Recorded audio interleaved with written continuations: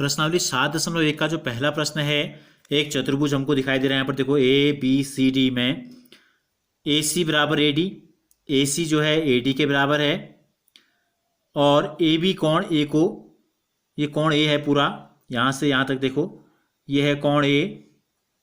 A B जो रेखाखंड या लाइन हमको दिखाई दे रही है, ये कोण ए को समद्विभाजित करती है। समद्विभाजित का मतलब क्या होता है? दो बराबर भागों में बांटना। दर्शाइए कि त्रिभुज एबीसी सर्वांग सम है त्रिभुज एबीडी के। त्रिभुज एबीसी सर्वांग सम है त्रिभुज एबीडी, यानी इन दोनों त्रिभुज आपस में एक दूसरे के सर्वांग सम है, हमको ये बताना है। तो त्रिभुज कब सर्वांग सम होते हैं, इसके लिए 5 कसौटियां, 5 नियम मैंने आपको कल के वीडियोज में बताए थे।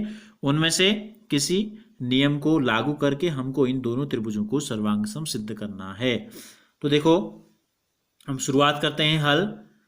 त्रिभुज ए बी सी व त्रिभुज ए बी डी में, ये जो चतुर्भुज में दो त्रिभुज हमको दिखाई दे रहे हैं, हमने इन दोनों त्रिभुजों को अलग अलग ले लिया और इन दोनों त्रिभुजों में क्या समानता है? देखो ए सी बराबर ए डी, एक डैश लगा रखा है दोनों में एक जैसा निशान।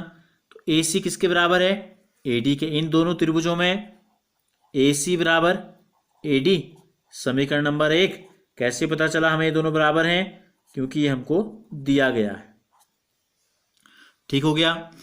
दूसरा देखो, कोण ए जो है यहाँ पर, इस चतुर्भुज का जो कोण ए है, ए बी इसको दो बराबर भागों में बांट रहा है। तो यानी कि अगर ये 60 होते, पूरा कोण 60 का होता, तो ये दोनों कोण कितने के हो जाते? 30-30 के हो जाते। ठीक है, तो हम इसको कैसे लिखेंगे? अब ये कोण है कौन सा? सी ए बी। कोण सी ए बी बराबर है कोण डी ए बी के। ठीक है, डी ए बी के, कोण डी ए बी। ये हो गया समीकरण नंबर 2। डी ए बी कौन सा है? ये वाला कोण है, और यहां सी ए बी ये वाला कोण है। ये दोनों कोण क्या हो गए? आपस में बराबर हो गए। कैसे पता चला हमको बराबर है? लिख देंगे, क्योंकि ए बी कोण ए का समद्विभाजक है। समद्विभाजक, समद्विभाजक यानी कि दो बराबर भागों में बांटने वाला है। तो इसलिए क्या हो गए? ये दोनों भाग बराबर हो गए। अब तीसरा देखो, इस त्रिभुज में एक भुजा ए से बी तक ए बी है, और इस त्रिभुज में भी एक भुजा ए से बी तक ए बी है। या यहाँ देख लो, चतुर्भुज में ए बी क्या है? इन दोनों में कॉमन है, इस त्रिभुज में भी है और इस त्रिभुज में भी है। तो ए बी जो है इसको लिखते हैं, दोनों में अगर है और बराबर लंबाई होगी दोनों की, तो ए बी बराबर ए बी, समीकरण नंबर 3। और इस भुजा को लिखते हैं उभयनिष्ठ भुजा,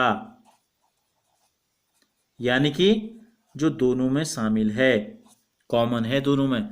तो आप देखो समीकरण 1, 2 और 3 से क्या कहा? ये भुजा इस भुजा के बराबर है, ये कोण इस कोण के बराबर है, और ये भुजा ए बी जो है ये इस भुजा ए बी के ही बराबर है। तो क्या हो गया? देखो, दो भुजाएं बीच में कोण, दो भुजाएं बीच में कोण। तो कौन सा नियम लगेगा? देखो एस, ये भुजा है, साइड ये एंगल है, और ये साइड है। देखो साइड, बीच में एंगल और किनारे में साइड। तो हम लिखेंगे समीकरण 1, 2 और 3 से, समीकरण 1, 2 व 3 से एस ए एस सर्वांग समता कसौटी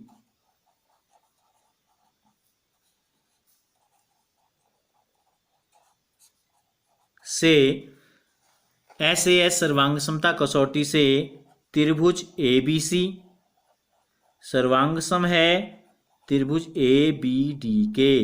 यानी कि ये दोनों त्रिभुज क्या हो गए? सर्वांग सम सिद्ध हो गए, क्योंकि इसके 3 अंग, भुजा, दो भुजाएं और बीच का कोणांतर का कोण बराबर हो गए दोनों त्रिभुजों के। तो इसका मतलब ये दोनों त्रिभुज क्या है? सर्वांग सम हो गए। यही हमको सिद्ध करना था, यही हमको क्या करना था? यही हमको सिद्ध करना था। ये सिद्ध हो गया।